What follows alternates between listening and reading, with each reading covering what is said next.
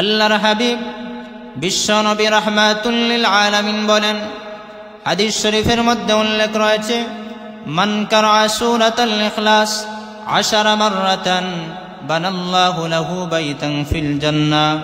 আল্লাহর হাবিব বিশ্বনবী রাহমাতুল লিল আলামিন নবীজি হাদিসের মধ্যে বলেন, কেউ যদি সূরা ইখলাস 10 বার তেলাওয়াত করে, 10 বার তেলাওয়াত করতে দেরি হবে, রব্বুল আলামিন সঙ্গে সঙ্গে তাদের জন্য আল্লাহর তৈরি জান্নাতের মধ্যে একটা বালাখানা নির্মাণ করে দিবেন। সুবহানাল্লাহ। কেউ যদি 20 বার তেলাওয়াত করে, রব্বুল আলামিন সঙ্গে সঙ্গে 2টা বাড়ি জান্নাতের মধ্যে আল্লাহ তাআলা নির্মাণ করে দিবেন। কেউ যদি 30 বার তেলাওয়াত করে, রব্বুল আলামিন তাদের জন্য 3টা পাশা 3টা বালাখানা জান্নাতের মধ্যে আল্লাহ তাআলা নির্মাণ করে দিবেন। সুবহানাল্লাহ। নবীর সাহাবী হযরতে ওমর রাদিয়াল্লাহু আনহু ডেকে ডেকে বলেন, ইয়া রাসূলুল্লাহ, ইয়া হাবিবাল্লাহ, আবু আল্লাহর নবী, আমি ওমর যদি 40 বার তেলাওয়াত করি। আল্লাহর নবী বলেন, হে আমার সাহাবী ওমর, তুমি 40 বার তেলাওয়াত করতে দেরি হবে, রব্বুল আলামিন সঙ্গে সঙ্গে তোমার জন্য আল্লাহর তৈরি জান্নাতে 4টা বালাখানা নির্মাণ করে দিবেন। সুবহানাল্লাহ। বিসমিল্লাহির রহমানির রহিম। قل هو الله أحد الله الصمد لم يلد ولم يولد ولم يكن له كفوا أحد.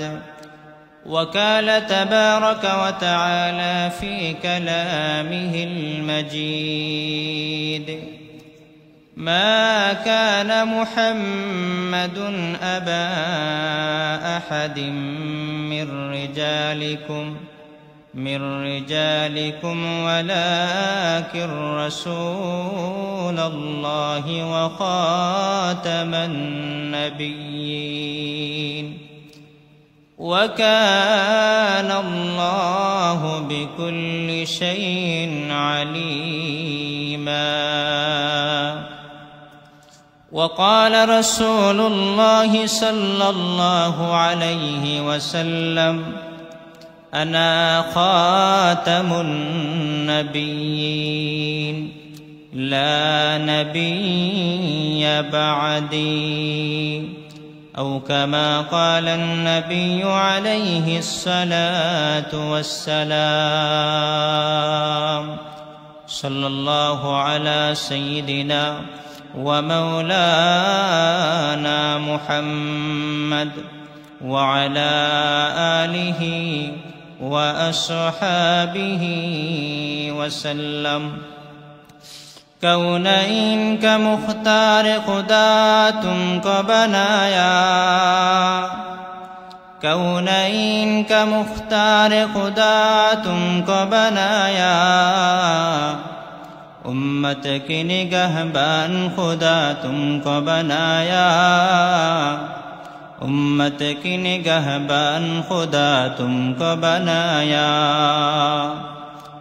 یا رب میرے آنکھوں میں سما جائے مدینہ،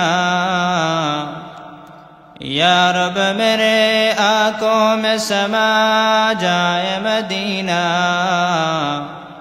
مدت سے میرے دل میں تمنا مدینہ، مدت سے میرے دل میں تمنا مدینہ. تلوار پکڑ ہوں کہ نکال میدان اسیر، تلوار پکڑ ہوں کہ نکال میدان اسیر، دشمن کے مقابل تو لگا نعرہ تکبیر، دشمن کے مقابل تو لگا نعرہ تکبیر. تو مرد مسلمان ہو تو مرد مسلمان، تو مرد مسلمان ہو تو مرد مسلمان، ایک ہاتھ میں تلوار ہے ایک ہاتھ میں قرآن. الحمدللہ. ঐতিহ্যবাহী সিলেট সদর উপজেলার ঐতিহ্যবাহী দ্বীনী শিক্ষা প্রতিষ্ঠান জামিয়াতুন নাজাত বালুচর সিলেটের উদ্যোগে অধ্যকার আজকের এই তাফসিরুল কোরআন মাহফিলের চলমান অধিবেশনে উপস্থিত সম্মানিত সভাপতি সাহেব, আমার সামনে উপবিষ্ট মাদ্রাসার তালিবে ইলম দিন দরদি মুসলমান ভাইরা, শুরুতেই আল্লাহ রাব্বুল আলামিনের দরবারে কালিমাতুশ শুকর আদায় করতেছি, যিনি আমাদেরকে অত্যন্ত দয়া এবং মেহেরবানি করে একটা দ্বীনী শিক্ষা প্রতিষ্ঠানের মাহফিলে আমাদেরকে আসার বসার তৌফিক দান করেছেন। এজন্য আমরা রব্বুল আলামিনের দরবারে কালিমাতুশ শুকর আদায় করি, সকলে উচ্চ কণ্ঠে বলি আলহামদুলিল্লাহ। আমি আপনাদের খেদমতে পবিত্র কোরআনুল কারীমের সর্বশেষ পারার 30 নম্বর পারার একটি সূরা, যেই সূরার নাম সূরাতুল ইখলাস, যেটি কোরআনুল কারীমের 112 নম্বর সূরা। এই সূরাটি পুরা আপনাদের খেদমতে তেলাওয়াত করেছি এবং কোরআনুল কারীমের আরেকটি আয়াত সূরাতুল আহজাবের 40 নম্বর আয়াতে কারিমা আপনাদের খেদমতে তেলাওয়াত করেছি। বিশ্বনবী মুহাম্মদুর রাসূলুল্লাহ সাল্লাল্লাহু আলাইহি ওয়াসাল্লামের অসংখ্য অগণিত হাদিসের ভান্ডার থেকে একখান হাদিস পাঠ করেছি। এই আয়াত এবং হাদিসকে সামনে রেখে আপনাদের খেদমতে কিছু আলোচনা করার চেষ্টা করব। রব্বুল আলামিন যেন কথাগুলো আমাকে ইখলাসের সাথে বলার, আমাদের প্রত্যেককে যেন আমলের নিয়তে শোনার তৌফিক দান করেন। সকলে বলুন আল্লাহুম্মা আমিন। যেই সূরাটি তেলাওয়াত করেছি সেটি হলো সূরাতুল ইখলাস, আমাদের কাছে পরিচিত সূরা কুল হুয়াল্লাহ নামে, যেটি কোরআনুল কারীমের 112 নম্বর সূরা। যেই সূরার মধ্যে 4টি আয়াত রয়েছে, 15টি শব্দ রয়েছে এবং 47টি অক্ষর রয়েছে। এই সূরাতুল ইখলাসের নাম শুধু সূরা ইখলাস নয়, তাফসিরে কিতাবের মধ্যে উল্লেখ করা হয় সূরাতুল ইখলাসের এই নামটি ছাড়া আরো 19টি নাম রয়েছে। টোটাল হলো সূরা ইখলাসের নাম 20টি। সুবহানাল্লাহ বলে। উল্লেখযোগ্য নাম হলো সূরাতুত তাওহীদ, সূরাতুল ঈমান। এই সূরাতুল ইখলাস এত গুরুত্বপূর্ণ একটি সূরা, যেই সূরাতুল ইখলাস কুল হুয়াল্লাহ সূরা, এটা আমাদের সকলেরই কম বেশ মুখস্থ রয়েছে। এই সূরাতুল ইখলাসের এত ফজিলত আল্লাহর হাবিব বিশ্ব নবী রাহমাতুল লিল আলামিন হাদিস শরীফের মধ্যে উল্লেখ করেছেন। যেই হাদিসগুলা ইমামে ফখরুদ্দীন রাজি রহমতুল্লাহি আলাইহি তাফসিরে কাবীরের মধ্যে সূরাতুল ইখলাসের একটা দুইটা নয়, বরং হাদিসের আলোকেই সূরাতুল ইখলাসের 8টি ফজিলত বর্ণনা করেছেন। এই সূরাতুল ইখলাসের প্রথম নম্বর ফজিলত হলো, কেউ যদি সূরাতুল ইখলাস একবার ইখলাসের সাথে তেলাওয়াত করে, রব্বুল আলামিন তাদের আমলনামায় পুরা 100 শহীদের সওয়াব দিয়ে দিবেন। সুবহানাল্লাহ। শুধু তা না, সূরা ইখলাসের 2 নম্বর ফজিলত তিনি হাদিসের আলোকে বর্ণনা করেন।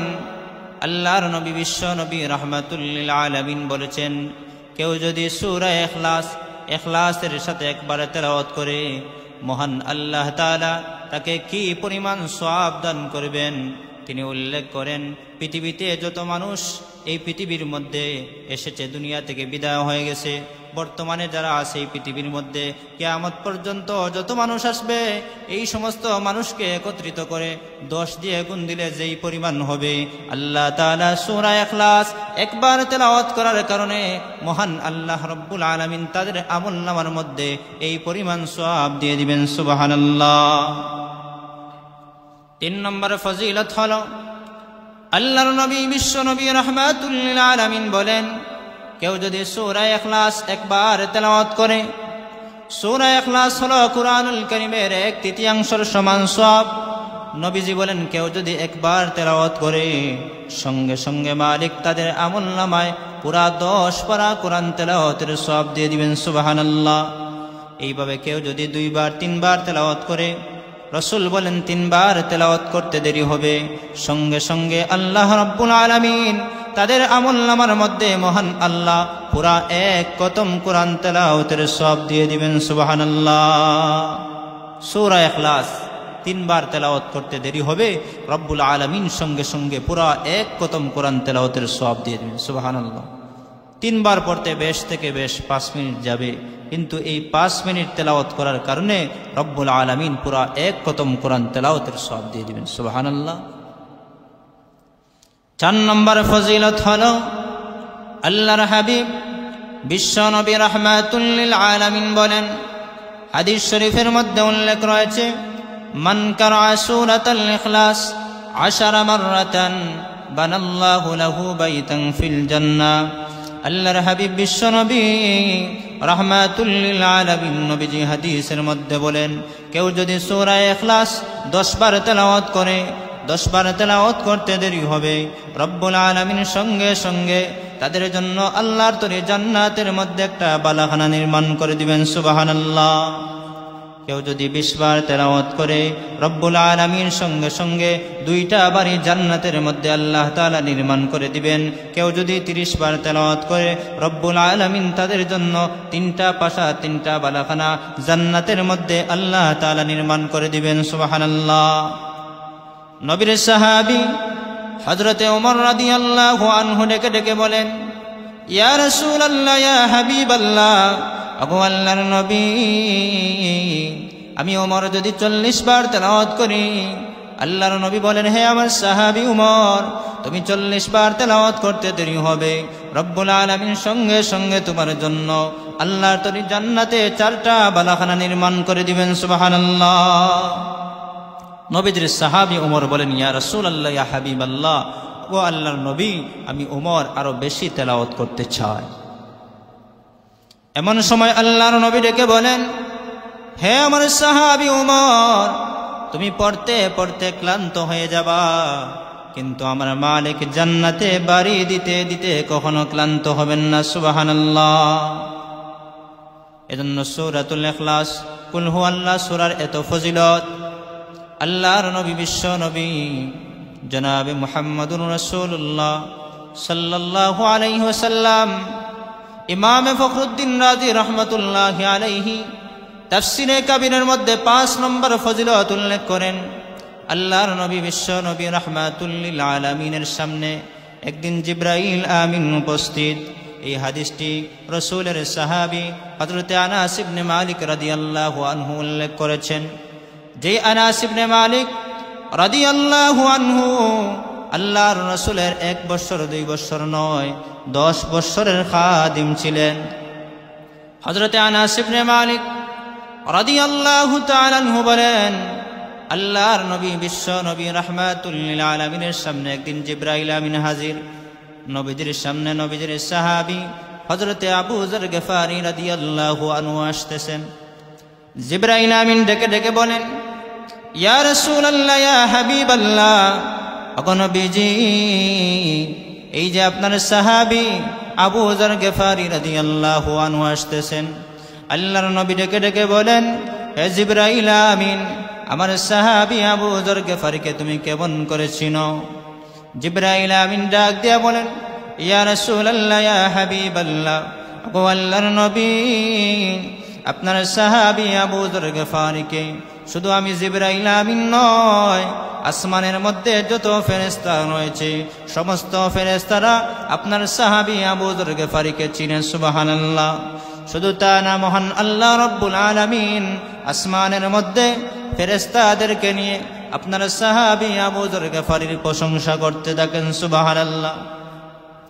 আল্লাহর নবী ডেকে ডেকে বলেন, হে জিবরাইল আমিন, আমার এই সাহাবী আবু যর গফারির এত ফজিলত এত মর্যাদা কেমন করে হলো? এমন সময় জিবরাইল আমিন ডেকে ডেকে বলেন, ইয়া রাসূলুল্লাহ, ইয়া হাবিবাল্লাহ, ওগো নবীজি, আপনার ওই সাহাবীর মধ্যে 2টা গুণ রয়েছে। 1 নম্বর গুণ হলো আপনার ওই সাহাবীর মধ্যে কোনো ধরনের অহংকার নাই। দুই নম্বর গুণ হলো ইয়া রাসূলুল্লাহ, ওগো আল্লাহর নবী, আপনার ওই সাহাবী যেই সময় পান আল্লাহর কোরআনের সূরা ইখলাস বেশি বেশি তেলাওয়াত করেন। সুবহানাল্লাহ। আবু যর গিফারীর মধ্যে দুইটা গুণ ছিল। এক নম্বর গুণ ছিল ওনার মধ্যে কোনো ধরনের অহংকার নাই। আজকে আমাদের সমাজে একজন মানুষ যদি সামান্য টাকা পয়সার মালিক হয়ে যায়, বিল্ডিংয়ের মালিক হয়ে যায়, সামান্য টাকারও হয়ে যায়, সম্পদশালী হয়ে যায়, দেখবেন তার ভিতরে অহংকারের সীমা নাই। শুধু অহংকার আর অহংকার। গরিবদেরকে চোখেই দেখতে পারে না, কিন্তু অহংকার কথায় আছে, অহংকার হলো পতনের মূল। অহংকার করার কারণে শয়তান জাহান্নামী হয়েছে, চিরস্থায়ীভাবে জাহান্নাম হয়েছে।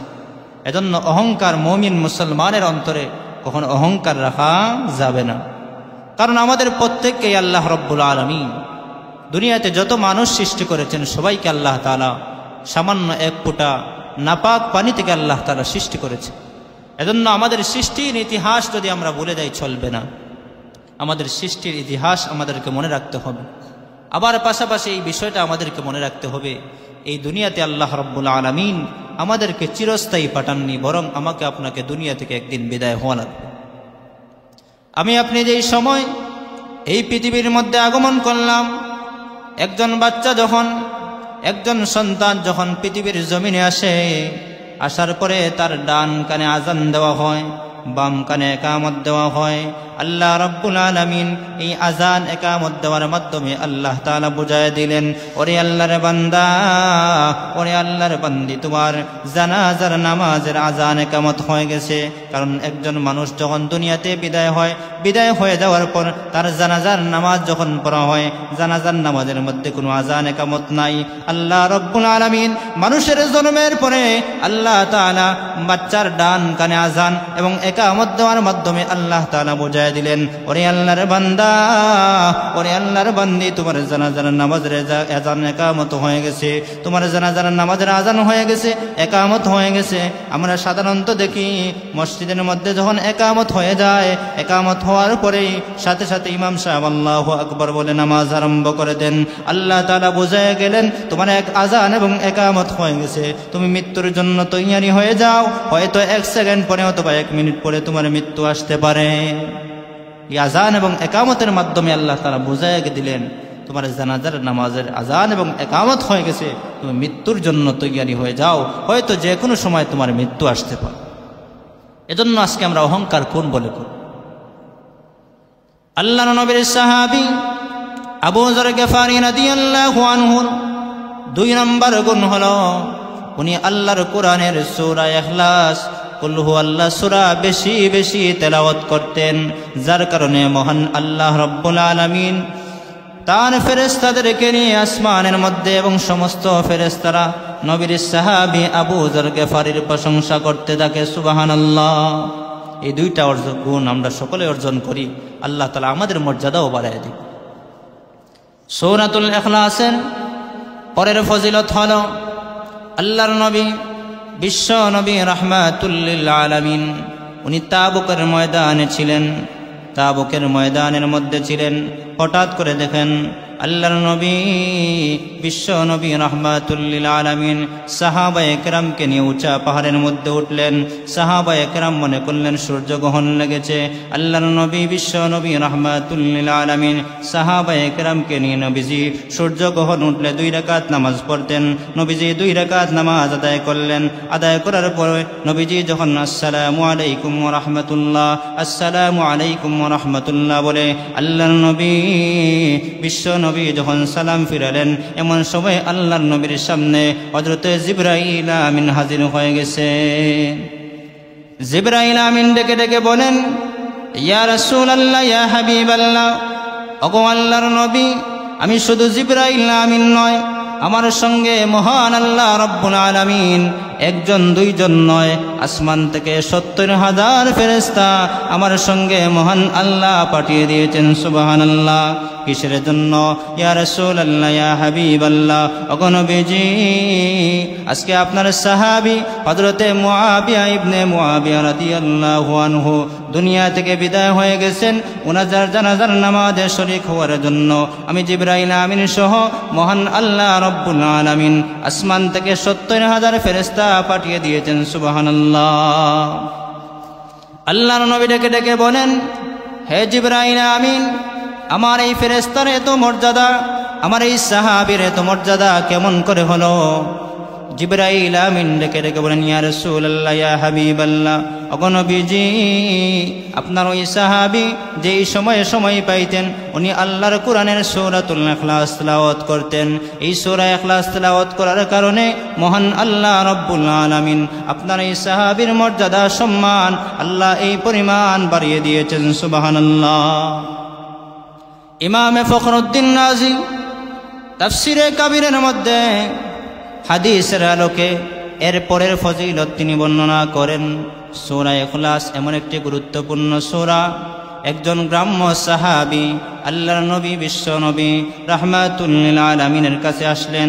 এসে বলেন, ইয়া রাসূলুল্লাহ, ওগো আল্লাহর নবী, আমি অনেক পরিশ্রম করি, অনেক টাকা উপার্জন করি, টাকার মধ্যে কোনো ধরনের বরকত পাই না, আমার অভাব দূর হয় না। এই সমস্যাটা আমাদের সকলেরই, অনেক পরিশ্রম করি, কিন্তু সকলেরই একটা আবদার যে আমাদের এত টাকা রুজি করি, এত পরিশ্রম করি, অভাব দূর হয় না, শান্তি আসে না। আল্লাহর নবী বিশ্ব নবী রাহমাতুল লিল আলামিন তখন ওই গ্রাম্য সাহাবীকে লক্ষ্য করে বলেন, হে আমার সাহাবী, আমি আল্লাহর পয়গম্বর তোমাকে 3টি আমলের কথা বলবো। এই 3টি আমল যদি তুমি করতে পারো, মহান আল্লাহ আশা করা যায় তোমার অভাবকে দূর করে দিবেন। সুবহানাল্লাহ। 1 নম্বর আমল হলো, তুমি যখন বাহির থেকে তোমার কাজ শেষ করে, ডিউটি শেষ করে তুমি যখন বাড়ির মধ্যে যাইবা, ঢোকার পূর্বে দরজার সামনে দাঁড়িয়া আসসালামু আলাইকুম ওয়া রাহমাতুল্লাহ বলে সালাম দিবা। এরপরে ঘরের মধ্যে ঢুকবা। 2 নম্বর করণীয় হলো, ঘরের মধ্যে ঢোকার পরে তোমার পরিবার পরিজন যারা রয়েছে তাদেরকে তুমি সালাম জানাবা। 3 নম্বর আমল হলো, ঘরে ঢোকার পূর্বে আল্লাহর কোরআনের সূরা ইখলাস কুল হুয়াল্লাহ সূরা একবার পরে ঢুকবা। তাহলে আশা করা যায় মহান আল্লাহ রব্বুল আলামিন তোমার অভাবকে দূর করে দিবেন। সুবহানাল্লাহ। আজকে যখন আমরা বাহির থেকে ঘরে যাই, তখন বাহিরে থেকে যখন ঘরে যাই, ঘরের মানুষদেরকে সালাম দিতে আমাদের বড় লজ্জা লাগে, মা বাপকে সালাম দিতে লজ্জা লাগে, স্ত্রীকে সালাম দিতে লজ্জা লাগে। তো সালাম দ্বারা আল্লাহ তাআলা শান্তি রহমত বর্ষণ করেন। তো আল্লাহর নবীর সাহাবী, নবীজি যেহেতু এই আমলের কথা বলেছেন, ওই সাহাবী আমল শুরু করে দিল। ওই সাহাবী আমল শুরু করার পরে নবীজির সাথে একদিন সাক্ষাৎ হলো। তখন ওই সাহাবীর আল্লাহর নবী ওই সাহাবীকে ডেকে বলেন, হে আমার সাহাবী, তোমার কি অবস্থা, তোমার কি হালত? ওই সাহাবী ডেকে ডেকে বলেন, ইয়া রাসূলুল্লাহ, ইয়া হাবিবাল্লাহ, ওগো আল্লাহর নবী, এই আমল করার পরে আল্লাহ রব্বুল আলামিন আমাকে এত সম্পদ আল্লাহ তাআলা দান করেছেন, যে সম্পদ রাখার জায়গা পর্যন্ত আমার নাই। সুবহানাল্লাহ। আল্লাহর নবী বলেন, হে আমার সাহাবী, তুমি এই আমলগুলো করার কারণে আল্লাহ রব্বুল আলামিন তোমাকে এত সম্পদ আল্লাহ তাআলা দিয়েছেন। হে আমার সাহাবী, এটা হলো সূরাতুল ইখলাসের বরকত। সুবহানাল্লাহ। এরপরের ফজিলত হলো, আল্লাহর নবীর সাহাবী হযরতে আবু হুরায়রা রাদিয়াল্লাহু আনহু থেকে বর্ণিত হাদিস, আল্লাহর নবী বিশ্ব নবী রাহমাতুল লিল আলামিন উনি মসজিদে নববীর মধ্যে গেলেন। গিয়ে দেখেন একজন সাহাবী মসজিদে নববীর কোণার মধ্যে বসে বসে আল্লাহর কোরআনের সূরা ইখলাস তেলাওয়াত করতেছে। আল্লাহর নবী ডেকে ডেকে বলেন, হে আমার সাহাবী, ও নবীর সাহাবী আবু হুরায়রা, তুমি শুনে রাখো, আমার ওই সাহাবীর জন্য নবীজি একটি বাক্য 3 বার বললেন, ওয়াজাবাত লাহু, ওয়াজাবাত লাহু, ওয়াজাবাত লাহু। হে আমার সাহাবী আবু হুরায়রা, তুমি শুনে রাখো, আমার ওই সাহাবীর জন্য আল্লাহর তরি জান্নাত ওয়াজিব হয়ে গেছে। সুবহানাল্লাহ। এজন্য এই সূরাতুল ইখলাসের উপর আমরা বেশি বেশি আমল করার চেষ্টা করব। সময় যেহেতু সংক্ষিপ্ত, আরেকটি আয়াত আপনাদের খেদমতে তেলাওয়াত করেছিলাম, সেটি হলো সূরাতুল আহজাবের 40 নম্বর আয়াত। এই আয়াতের মধ্যে আল্লাহ রাব্বুল আলামিন আমার আপনার নবী, উনি যে শেষ নবী, আল্লাহ তাআলা এই আয়াত দ্বারা এটা প্রমাণ করেছে। আল্লাহ তাআলা বলেন, মা কানা মুহাম্মাদুন আবা আহাদিম মির রিজালিকুম ওয়ালাকিন রাসূলুল্লাহি ওয়া খাতামান নাবিয়্যিন। আল্লাহ রাব্বুল আলামিন এই আয়াতের মাধ্যমে আপনার আমার নবী, উনি যে শেষ নবী, আল্লাহ তাআলা এটা এই আয়াতের মাধ্যমে প্রমাণ করে দিয়েছেন। আল্লাহ তাআলা বলেন, মুহাম্মদ সাল্লাল্লাহু আলাইহি ওয়াসাল্লাম যিনি আল্লাহর নবী, উনি তোমাদের মধ্য থেকে উনি প্রাপ্ত বয়স্ক কোনো পুরুষের পিতা নন, উনি হলেন আল্লাহর রাসূল এবং শেষ নবী। এই আয়াতের মাধ্যমে আল্লাহ তাআলা জানায় দিলেন উনি হলেন আল্লাহর পয়গম্বর, শেষ নবী। নবীজি হাদিসের মধ্যে বলেছেন, আনা খাতামুন নাবিয়্যিন লা নাবিয়্যা বা'দি। নবীজি হাদিসের মধ্যে উল্লেখ করে দিয়েছেন, আমি হলাম শেষ নবী, আমার পরে আর কোনো নবী এই পৃথিবীর মধ্যে আগমন করবেন না। কিন্তু বর্তমান সমাজে কাদিয়ানী নামক এক গোত্র রয়েছে, যারা তাদের লিডার গোলাম আহমদ কাদিয়ানীকে তারা শেষ নবী বলে দাবি করে। নাউজুবিল্লাহ বলবেন না। গোলাম আহমদ কাদিয়ানীকে তারা শেষ নবী বলে দাবি করে।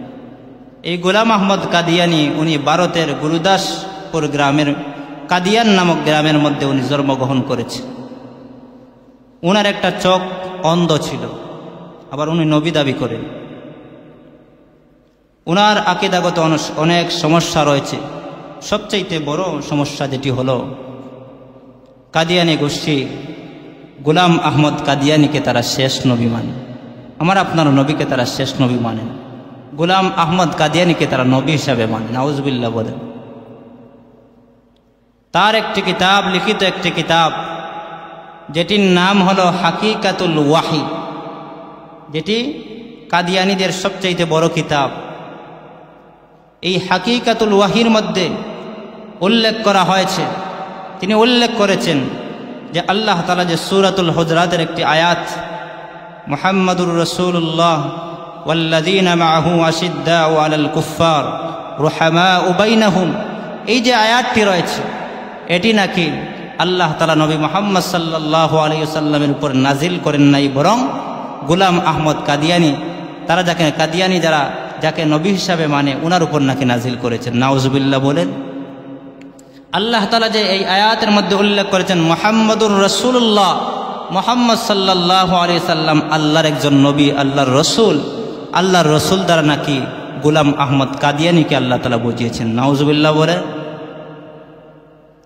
অথচ আল্লাহ তাআলা এই আয়াতের মধ্যে আপনার আমার নবী মুহাম্মাদুর রাসূলুল্লাহ সাল্লাল্লাহু আলাইহি ওয়াসাল্লামের কথা আল্লাহ তাআলা তুলে ধরেছে। সুতরাং এই আয়াতের মাধ্যমে প্রমাণিত হলো, এই আয়াতকে সর্বপ্রথম তারা অস্বীকার করলো, রদবদল করে দিল। কারণ এই আয়াতের মধ্যে আল্লাহ তাআলা আমার আপনার নবীকে শেষ নবী বলে স্বীকৃতি দিয়েছেন, অথচ তারা বলতেছে যে এই আয়াত দ্বারা নাকি গোলাম আহমদ কাদিয়ানীকে বোঝানো হয়েছে। সুতরাং এই আয়াতের বিকৃতি করার মাধ্যমে তারা কাফের, বেঈমান সাব্যস্ত হলো। দ্বিতীয়ত, এই আয়াতের মধ্যে আমার আপনার নবীকে শেষ নবী বলে বোঝানো হয়েছে, মুহাম্মদ সাল্লাল্লাহু আলাইহি সাল্লামকে ইঙ্গিত করা হয়েছে, অথচ তারা বলতেছে গোলাম আহমদ কাদিয়ানীকে। সুতরাং এর মাধ্যমেই প্রমাণিত হলো এরা হলো বেঈমান, এরা হলো কাফির। দ্বিতীয় কথা হলো, আমরা সকলেই জানি এই কুরআনুল কারীম এটা কার কিতাব? আল্লাহ তাআলার কিতাব। কার কিতাব? আল্লাহ তাআলার কিতাব। গোলাম আহমদ কাদিয়ানী উনি যেই বইটি লিখেছেন হাকিকাতুল ওয়াহি, এর 84 নম্বর পৃষ্ঠার মধ্যে তিনি উল্লেখ করেন এই কুরআনুল কারীম নাকি উনার নিজের লিখিত কিতাব। নাউজুবিল্লাহ বলে। কুরআনুল কারীম এটা উনার লিখিত কিতাব, আল্লাহর কালাম নয়। হাকিকাতুল ওয়াহির 84 নম্বর পৃষ্ঠার মধ্যে উল্লেখ করা হয়েছে। নাউজুবিল্লাহ বলবেন না। অথচ এই কুরআন কার কালাম? আল্লাহর কালাম। কত বড় বেঈমান, কত বড় কাফির, ফলে একথা সে বলতে পারে। ফলে এই কথার মাধ্যমেও প্রমাণিত হলো গোলাম আহমদ কাদিয়ানি একজন কাফির। কথা বলেন ঠিক না বেঠি? এরপরের কথা হলো, এই গোলাম আহমদ কাদিয়ানি আমরা সকলেই জানি, যারা এই পৃথিবীতে নবী হিসাবে আগমন করেছেন তাদের কোনো উস্তাদ নাই, তাদের উস্তাদ হলেন স্বয়ং আল্লাহ রব্বুল আলামিন। কিন্তু গোলাম আহমদ কাদিয়ানি এটা আবার স্বীকার করে যে তার উস্তাদ আছে, তাহলে বোঝা গেল উনি নবী নন। আবার আল্লাহ রব্বুল আলামিন এই পৃথিবীতে যত নবী রাসূল পাঠিয়েছেন আল্লাহ তাআলা তাদের উপর বিভিন্ন কিতাব নাজিল করেছেন, তাদের লিখিত কোনো কিতাব নয়, কিন্তু গোলাম আহমদ কাদিয়ানি উনি কিতাব লিখেছেন। এর মাধ্যমে প্রমাণিত হলো উনি আল্লাহর নবী নয়, উনি বেঈমান কাফির। এরপরের কথা হলো, হযরত ঈসা আলাইহিস সালাতু ওয়াস সালাম উনি একজন নবী, আল্লাহর একজন পয়গম্বর। উনাকে আল্লাহ তাআলা হযরত মরিয়ম আলাইহিস সালাতু ওয়াস সালামের মাধ্যমে আল্লাহ তাআলা এই পৃথিবীতে প্রেরণ করেছেন। সে তার কিতাবের মধ্যে উল্লেখ করা হয়েছে ইউসুফ মানে একজন ব্যক্তি রয়েছেন, উনার সাথে নাকি হযরত মরিয়ম আলাইহিস সালামের সম্পর্ক ছিল। নাউজুবিল্লাহ বলেন। এই সম্পর্কের মাধ্যমে নাকি ঈসা আলাইহিস সালাম দুনিয়ার মধ্যে আগমন করছে। মানে তার কথা অনুযায়ী মরিয়ম আলাইহিস সালাতু ওয়াস সালাম একজন জিনাখোর মহিলা, নাউজুবিল্লাহ বলবেন না, আর হযরত ঈসা আলাইহিস সালাম নাকি জারার সন্তান। কত বড় কথা! এই সমস্ত কথার মাধ্যমে প্রমাণিত হলো গোলাম আহমদ কাদিয়ানি উনি কখনো নবী হতে পারেন না, উনি কাযযাব, উনি একজন বেঈমান, উনি একজন কাফির। আজকের এই মাহফিল থেকে আমরা পরিষ্কার ভাষায় ঘোষণা করে দিতে চাই, এই কাদিয়ানি গোষ্ঠীরা বাংলাদেশের বিভিন্ন জায়গায়, বিশেষ করে আমাদের সিলেটের এই যে কালীবাড়ি রয়েছে, এই কালীবাড়ির একটা জায়গা তারা কেনার জন্য তারা প্রস্তুতি নিতেছে। আমরা এই জামিয়াতুন নাজার মাহফিল থেকে পরিষ্কার ঘোষণা দিতে চাই, যারা আমার নবীর ইজ্জত নিয়ে চিনিমিনি খেলে, যারা আমার পয়গম্বরকে শেষ নবী হিসেবে মানে না, স্বীকৃতি দেয় না, আজকের এই মাহফিল থেকে পরিষ্কার ঘোষণা দিতে চাই, এই কাদিয়ানীদেরকে এই শাহজালাল সিলেটের মধ্যে কোনো ধরনের ঠাঁই দেওয়া হবে না। মুসলমানের শরীরে সামান্য পরিমাণ, বিন্দু পরিমাণ রক্ত থাকত, মুসলমান আল্লাহর নবীর ইজ্জতের উপর আক্রমণ হবে, মুসলমান এটা কখনো বরদাস্ত করতে পারবে না। এজন্য আজকের এই মাহফিল থেকে পরিষ্কার ঘোষণা দিতে চাই, মুসলমান তার মা বাবার উপর যদি আঘাত করে, মুসলমান এটা বরদাস্ত করে নেয়, কিন্তু আল্লাহর নবী মুহাম্মদুর রাসূলুল্লাহ সাল্লাল্লাহু আলাইহি ওয়াসাল্লামের প্রতি মুসলমানের অন্তরে এত মহব্বত, এত ভালোবাসা, নবীর ইজ্জতের উপর সামান্য বিন্দু পরিমাণ যদি আক্রমণ করা হয়, মুসলমান তার শেষ বিন্দু রক্ত দিয়ে হলেও সেটা প্রতিহত করবেই ইনশাআল্লাহ। এজন্য আমরা পরিষ্কার ভাষায় জানিয়ে দিতে চাই, বাংলাদেশ সরকারের কাছে আমরা জানিয়ে দিতে চাই, এই কাদিয়ানীদেরকে সংসদে আইন করতে হবে, এদেরকে কাফির বলে ঘোষণা দিতে হবে। আজকের এই মাহফিল থেকে আমরা ঘোষণা এটি করলাম যে কাদিয়ানীদেরকে যেন কাফির ঘোষণা দেওয়া হয়। এই বলেই আমি আমার আলোচনা শেষ করলাম। পাশাপাশি যেন আমাদেরকে আল্লাহ তাআলা এই সমস্ত ফিতনা থেকে আল্লাহ তাআলা আমাদের ঈমান এবং আমলকে আল্লাহ তাআলা হেফাজত করেন।